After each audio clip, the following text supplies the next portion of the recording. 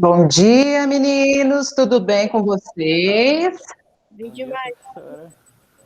Bom dia, Rafa, bom dia, Stephanie, Júlia, André, Miguel, Bom Gabi.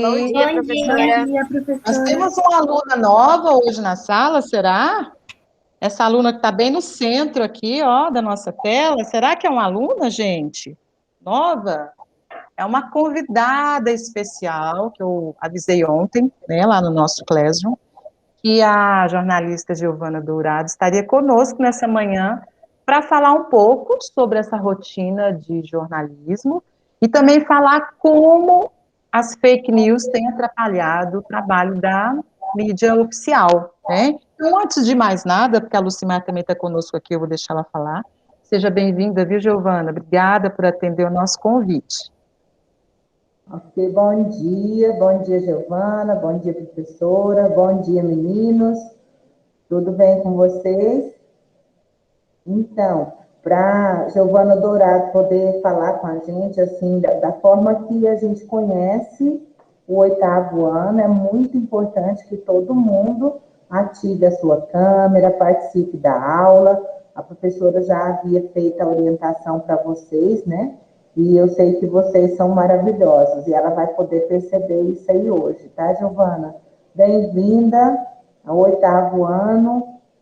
Pode tomar conta, professora. Obrigada, viu, Lucimar? Eu quero ver o rostinho de vocês. Tem muita gente escondida aqui, de janela fechada. A gente está recebendo convidado hoje, e quando a gente recebe convidado, tem que abrir a janelinha, tá bom? Então, todo mundo de janela aberta aí, para a gente começar a nossa conversa. Bom, olha lá, o Miguelito já está sentado do lado da mamãe, né, Ô, Miguel? Sara, Sim, Lucimar. Giovana, você recebeu um link para você participar. O Miguel está sem participar. Será que você entrando no outro link ele não pode participar aí, não? Eu tô Não, aqui. eu entrei, ele tá aqui, ó, ele é um Mzinho, só que ele não ligou a câmera dele. Ah, Mas Ai, tem tá um aqui, M ó. ali, um M em preto e É. branco é dele. Na obrigada. verdade, ele está querendo ficar do lado da mãe dele, viu, Com Lucimar? certeza. É, ele está querendo ficar ali na cola, ó. Pega a cadeira lá para você ficar no mesmo rumo. Então tá.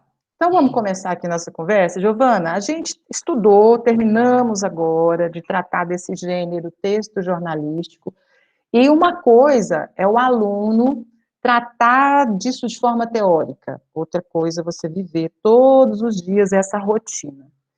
Como é a rotina de repórter lidando com notícia? Fala pra gente assim, você levanta cedo, você faz o quê? Como é que você faz para se informar? Como é que é?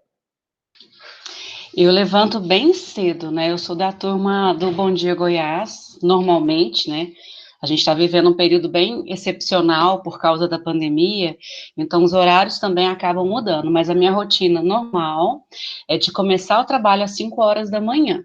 Então eu saio de madrugada ainda quando todos dormem, e aí quando eu chego na TV já existe uma programação de assuntos que a gente vai tratar ao longo ali do Bom Dia Goiás e depois já o que foi pensado para o jornal Primeira Edição. Como eu trabalho em televisão, a gente programa, né? Existem vários jornalistas que não aparecem. O jornalismo tem assim um leque enorme de funções. Eu sou repórter, sou aquela que voa para trazer a história, para contar do jeito que vocês assistem pela televisão.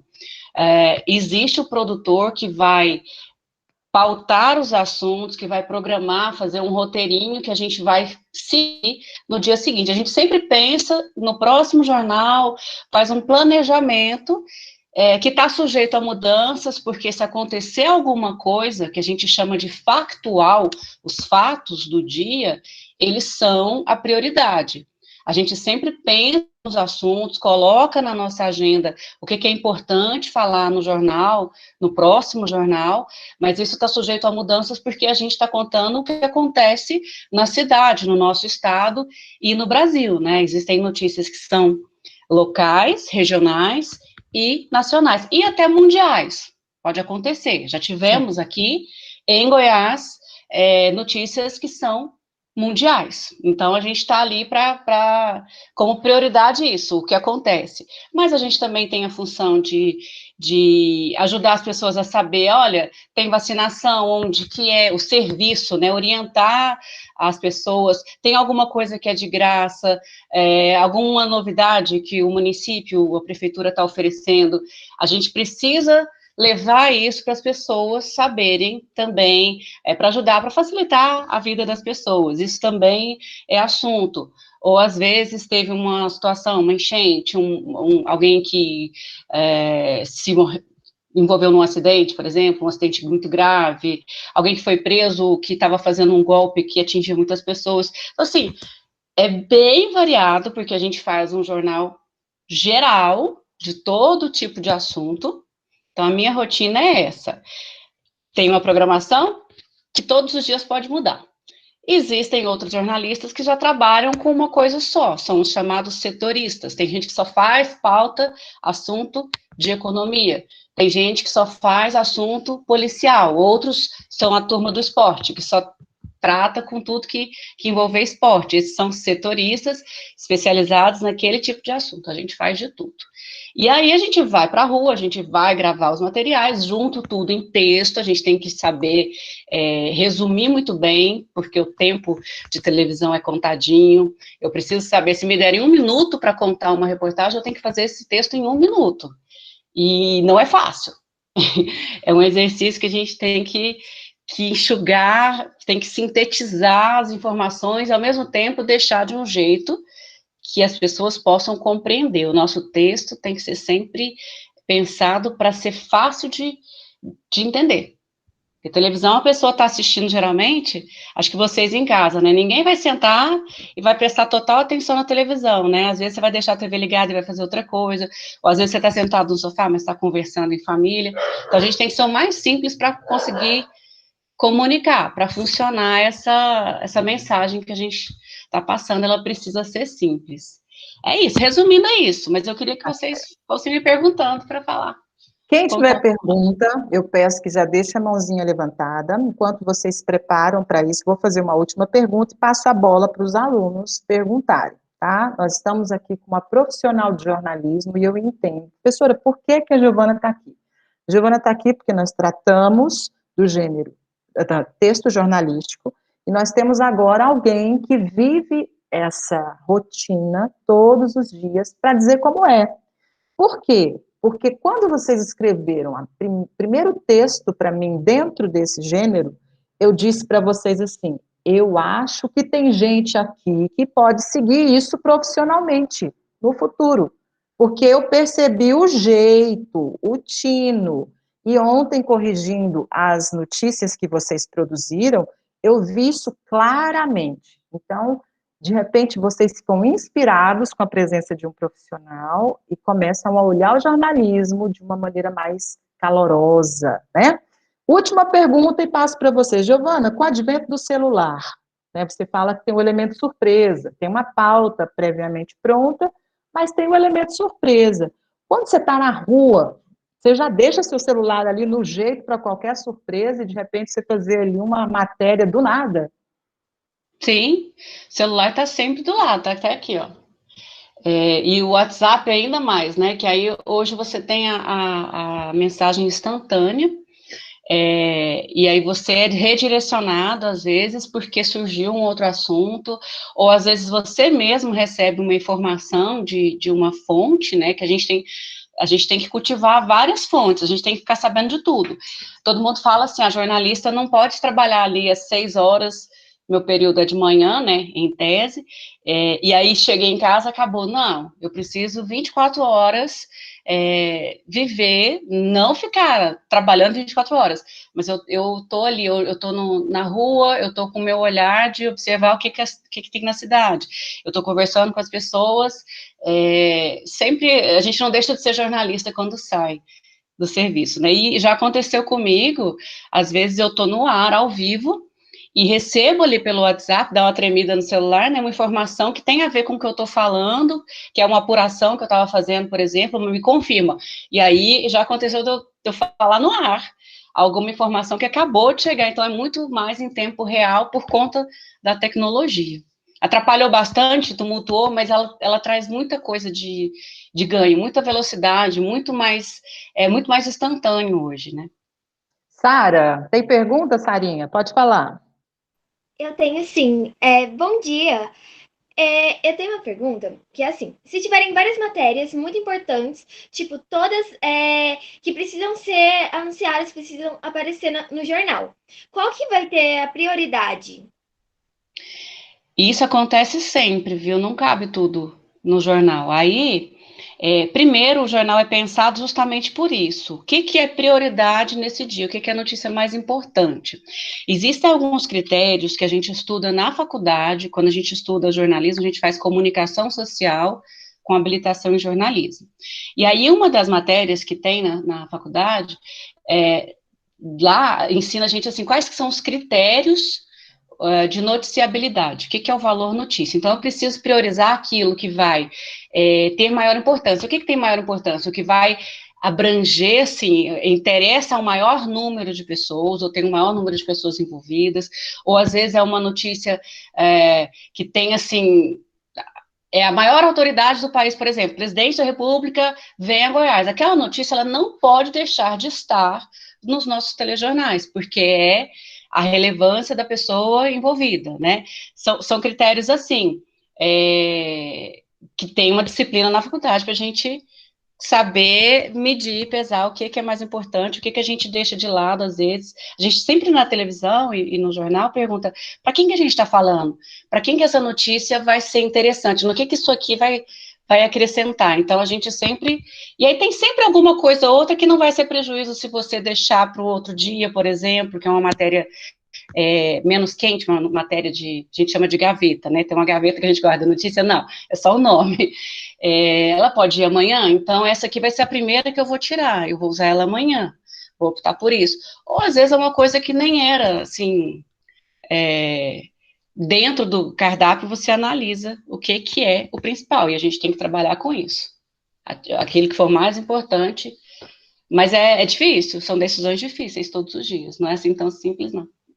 Se alguém tiver mais pergunta, pode levantar a mão, tá? Que Aí a gente outra vai coisa, fazendo. Sara, não é a gente também só, eu sou repórter, né? A gente tem um time, tem um produtor que vai pautar o assunto para mim, eu vou executar, aí depois de mim tem um editor, e aí os editores, geralmente essas decisões mais difíceis são os chefes que tomam, não sou eu, tá? Às vezes o repórter faz uma matéria e a matéria não entra naquele dia, naquela semana, né? Porque tem dia que o jornal tem muita notícia e tem dia que não tem nada. Então, Isso. nesses dias que não tem nada, as matérias de gaveta vão entrando para preencher a grade. Agora, Giovana, com a questão das fake news, eu tenho muitos colegas que foram hostilizados na rua pela população, agredidos, porque pertencem a um conglomerado que gera notícia, que deixa a população assustada. Como é que você tem vivido essa fase desse um ano em que as fake news estão plantadas na cabeça das pessoas todos os dias? Já foi hostilizada na rua? O que aconteceu? Assim, já ouvi gritos, assim, gente que passa sem saber nem quem é você que está ali, né? Mas infelizmente a gente viu Brasil afora, gente que foi inclusive agredida fisicamente mesmo por conta de radicalismo, né? De achar que da imprensa, estava plantando uma mentira, né? Assim, as pessoas acreditavam de repente que o jornalista trabalha contra a sociedade, contra que o jornalismo está torcendo para dar tudo errado, porque eu ouvi isso, né? Quanto pior para vocês, melhor. Não é assim. Foi um período bem complicado. Eu digo que hoje, Sara, professora, a gente vê os fatos, os fatos são incontestáveis. Então, hoje, todo mundo, se não for todo mundo, quase todo mundo já percebeu que não havia exagero, não havia mentira, que havia ali, sim, uma tentativa de evitar chegar no ponto que a gente chegou hoje, infelizmente, né, com colapso em várias regiões do país, e a gente aqui está na beira do colapso, né, a gente já está com os hospitais lotados, porque era importante fazer o alerta, porque mudando o comportamento a gente poderia mudar a história. A A gente, desde o começo, trabalhou com a conscientização, mas aí criou-se tanta coisa, tanta briguinha, politizou a pandemia, isso tudo prejudicou demais o processo, eu tenho certeza que isso provocou mortes, porque teve gente que tomou remédio que não precisava, teve gente que acreditou que não era grave e aí não se cuidou e acabou sendo vítima, ou fazendo outras pessoas da família ou da convivência serem vítimas. E aí, assim, acaba que muita gente aprendeu da pior forma, que não havia mentira ali. O que foi mais difícil na pandemia, especificamente? Porque essas mentirinhas sempre existiram. Às vezes chegava mais devagar, ou às vezes era uma coisa que não fazia tanto estrago. Quando é saúde pública mundial, isso provocou problemas sérios, porque as pessoas deixaram de se cuidar, deixaram de entender, não tinha um recado só claro, que geralmente tem alguma autoridade que precisa conduzir isso e trazer essas informações com a maior transparência todos os dias. No início, aqui no Brasil, a gente tinha o Ministério da Saúde, todos os dias fazia uma entrevista coletiva, explicava a situação, e isso acabou lá no início ainda, lá em abril. E a gente ficou sem esse guia, né? E aí vem com essa comunicação toda truncada, muitos ruídos, as pessoas deixando de acreditar no que viam na imprensa oficial.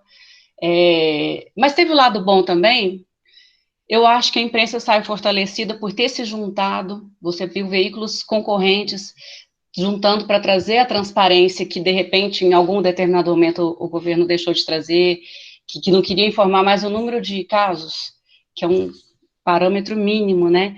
Então, foi criado o consórcio de imprensa para trazer isso, e isso fortalece, sem dúvida nenhuma, amadureceu muito.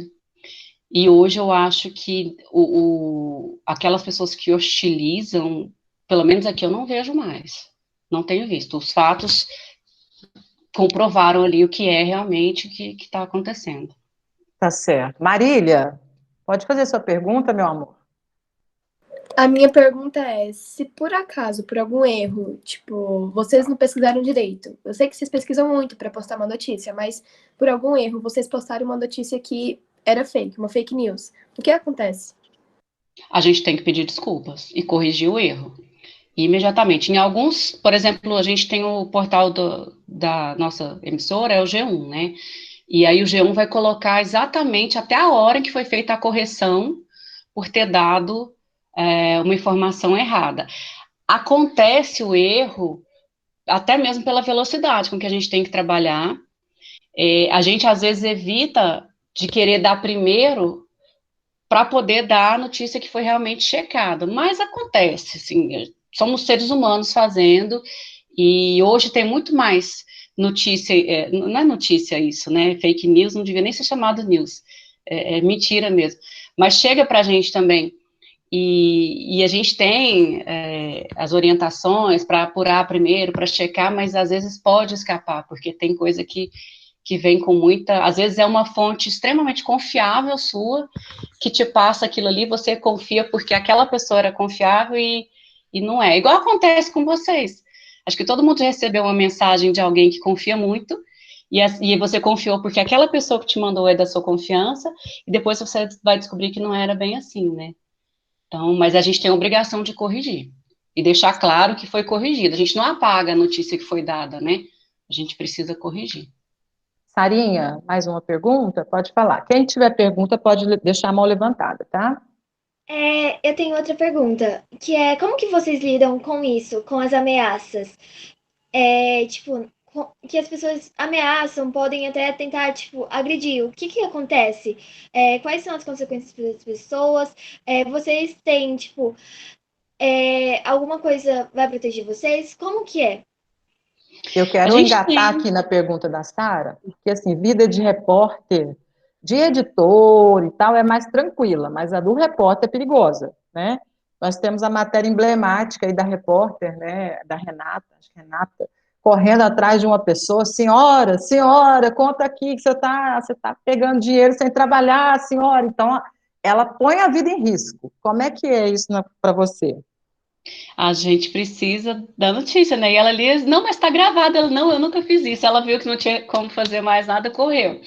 Mas ali ela correu pelo instinto de precisar da resposta, né? Aquela mulher ia ser mostrada, a gente já tinha as provas de que ela estava ali, batia ponto e ia embora. Então a gente também precisa correr para dar o direito do outro se esclarecer, né? Dar a sua defesa. A gente também tem que era uma obrigação dela ali ter o outro lado. Mas a gente procura na rua ficar. Primeiro que a gente sai em equipe, né? Dificilmente eu vou sair sozinha. E aí é um protegendo o outro mesmo. A gente olha, a gente se posiciona onde é mais seguro. Por exemplo, a gente cobre protestos. Protestos são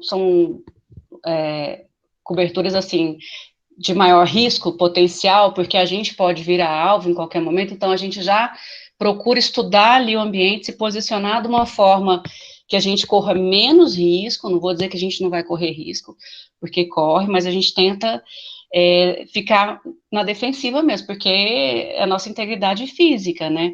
Infelizmente, a gente viu, teve um cinegrafista da Band no Rio que morreu covardemente, com um rojão atirado de longe, sabe-se lá por quem, na maldade, isso é terrível, né? E pode acontecer porque os extremos fazem isso mesmo. Mas a gente tenta se proteger, existe o sindicato, existe a federação dos jornalistas, que depois pode ajudar com apoio aí de advogados, existem orientações para a gente não ser... hoje o que acontece mais não é nem físico, né, na rua, é o linchamento nas redes mesmo. Então já existe uma série de orientações para a gente se defender em caso de algum ataque. E principalmente a gente não responde, a gente não entra nessa vibe de hostilidades, porque tudo que esperam é que a gente perca a razão, né? Que a gente saia da linha, porque aí, imagina só, a pessoa chega me hostilizando e já gravando. Se eu responder, se eu der qualquer má resposta, o que essa pessoa vai fazer? Essa pessoa que está mal intencionada? Ela vai editar esse vídeo e deixar só a minha reação. E aí quem que está errado? Eu, né? Então a gente, olha, é resiliência. A gente vai assim com muita tranquilidade, que a gente está fazendo o que é o nosso dever, que a gente está fazendo o certo, que a gente não deve se deixar atingir por esse tipo de coisa. Tem dia que a gente sofre um pouquinho por isso, mas a gente sabendo que está fazendo certo e que é nosso dever estar ali, parece que isso dá uma força para a gente, sabe? Débora Gomide, abra sua janelinha, meu amor, e pode fazer sua pergunta. Eu queria perguntar se alguém já te reconheceu na rua e você ficou se sentindo que nem uma famosa, porque queria tirar foto, coisa assim. Eu fico com vergonha, na verdade. Não, mas na verdade, assim, geralmente na rua as pessoas olham, às vezes parece que eu conheço, mas não cai muito a ficha de que é, e quando reconhece mesmo, já chega falando, eu te vejo todos os dias, porque a gente tem que entender também que eu entro na casa das pessoas todos os dias, né, então eu sou íntima, tem gente que chega já cumprimentando como se eu fosse aquela pessoa que tomasse café todos os dias na casa dela, porque na verdade eu tomo café com as pessoas, né, eu tô ali na companhia, o jornalismo na televisão, ele é muito próximo, e hoje ainda tem a rede social, que a pessoa às vezes conversa com a gente pela rede social, então assim, não fico me sentindo famosa não, é só conhecida mesmo, mas é bom, é gostoso, assim, é um feedback, né, é um retorno que a gente tem para quem que a gente está falando, com quem a gente está falando. Se alguém tiver mais pergunta, pode levantar a mão. Sobre a questão da liberdade de imprensa, como é que você acha que isso tem se tratado nos dias atuais?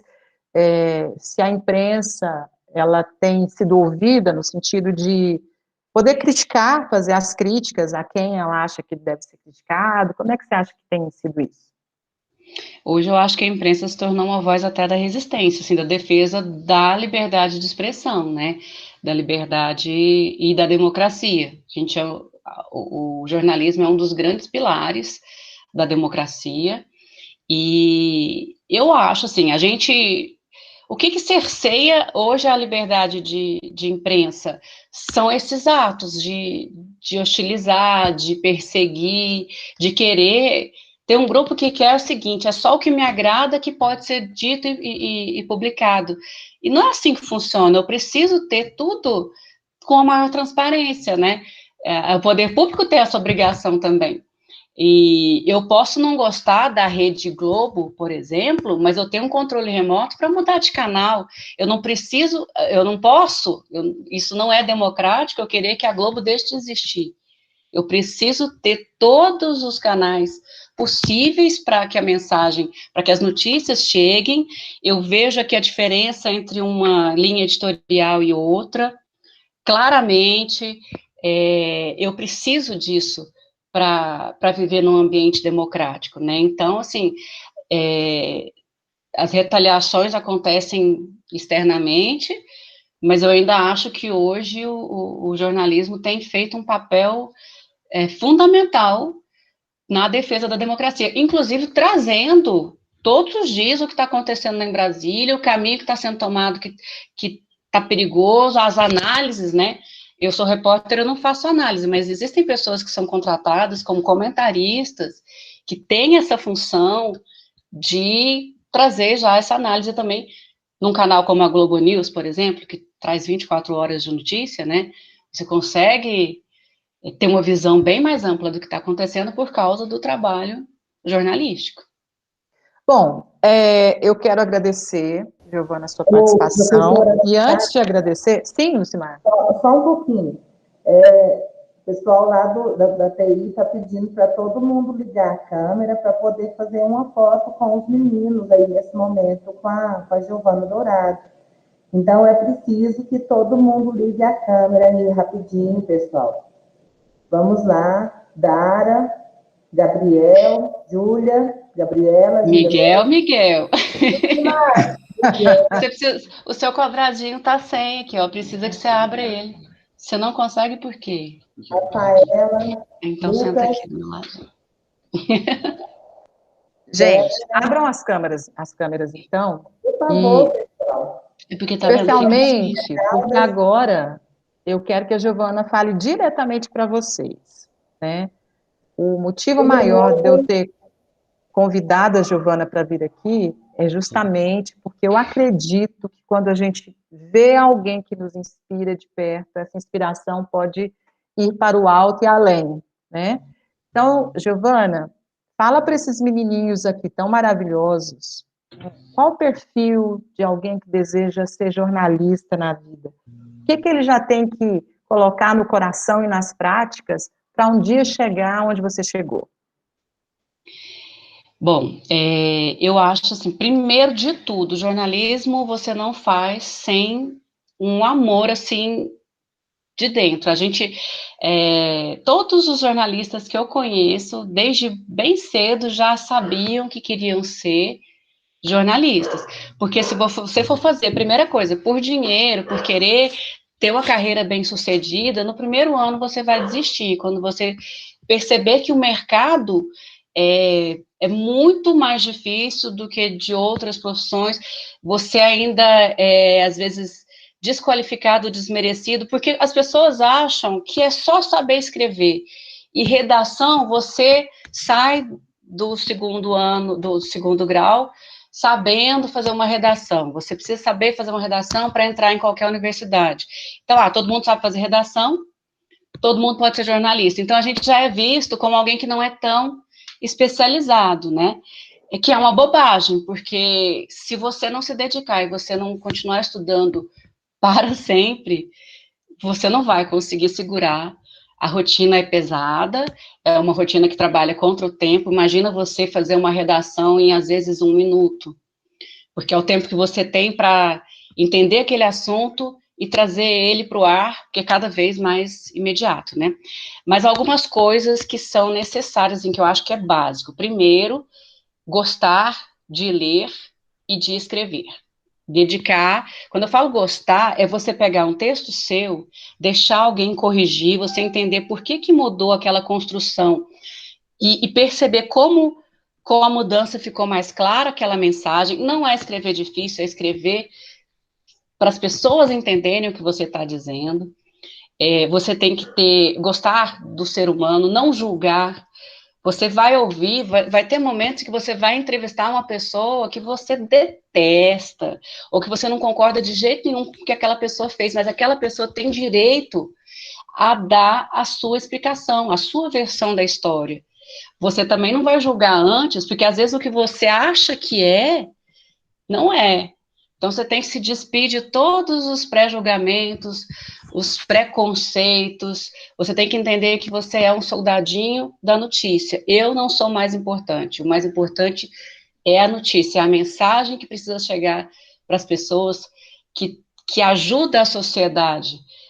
A minha função é ser um guia, né, dizer o que está acontecendo, como é que vai ser, preparar as pessoas, orientar, trazer a informação que elas precisam ter de básico para continuar, seguir com a vida, né, é isso que eu preciso entender, eu não sou o principal. Jornalista também não é só quem aparece na televisão, existe o assessor de imprensa, que é importantíssimo. Hoje existem jornalistas que trabalham acumulando funções de relações públicas, de publicitário, às vezes, hoje querem contratar uma pessoa que seja um comunicador que vai fazer tudo. E a gente tem que ser cada vez mais múltiplo mesmo. O mundo está mudando, né?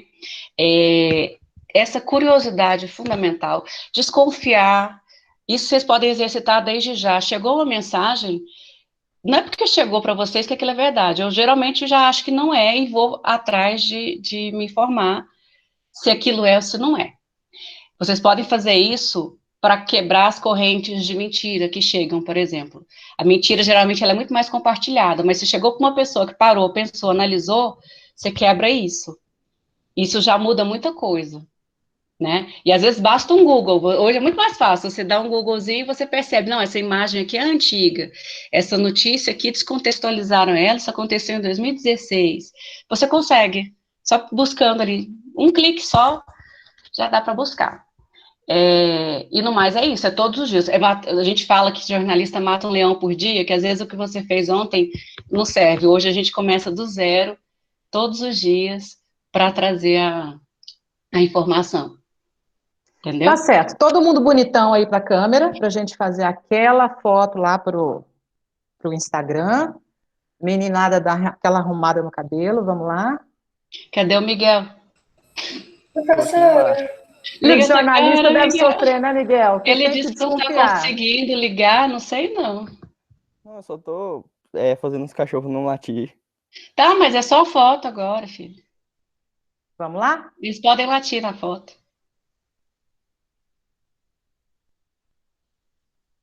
Ok? Então, acho que tá bom.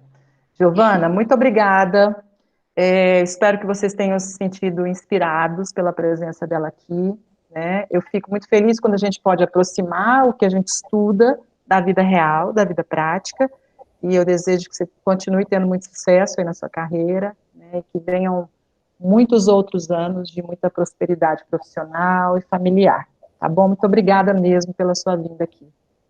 Obrigada. Miguel, vem cá. Eu queria só para encerrar um exemplo de como que a gente procede. Muita gente deve ter recebido um áudio falando aqui da situação da pandemia. Na semana passada, de um médico que falava assim, tem 9 pacientes na UTI, gente, não é hora de sair, fica em casa, quieta a bunda no sofá e tal. Aí eu também recebi. E a gente falou, eu não posso compartilhar esse áudio sem eu saber se ele é verdadeiro. Por mais que eu saiba que a situação está colapsando e tal, qualquer pessoa hoje cria um áudio e faz viralizar, né? Aí, até eu consegui descobrir qual hospital que era, em qual dia, e confirmei que aquele médico gravou para o grupo da família. Só depois disso, eu mandei para a minha família. É mais ou menos assim, você recebe um áudio, às vezes a gente tende a compartilhar aquilo que a gente concorda, né? Ou aquilo que a gente quer que seja verdade. Imagina se um remedinho para piolho curasse Covid, que bênção que seria, né? A gente queria muito que isso fosse verdade, mas não é bem assim. Então a gente tende a compartilhar já imediatamente. É fazer o exercício de não compartilhar. Deixa eu saber se eu consigo descobrir a fonte desse áudio, de onde saiu essa informação. Se eu conseguir, aí eu compartilho. Se eu não conseguir, não compartilha não, gente. É por aí que a gente começa a combater a notícia falsa. Com Lucimar. certeza. Ô, Giovana, muito obrigada pela sua presença.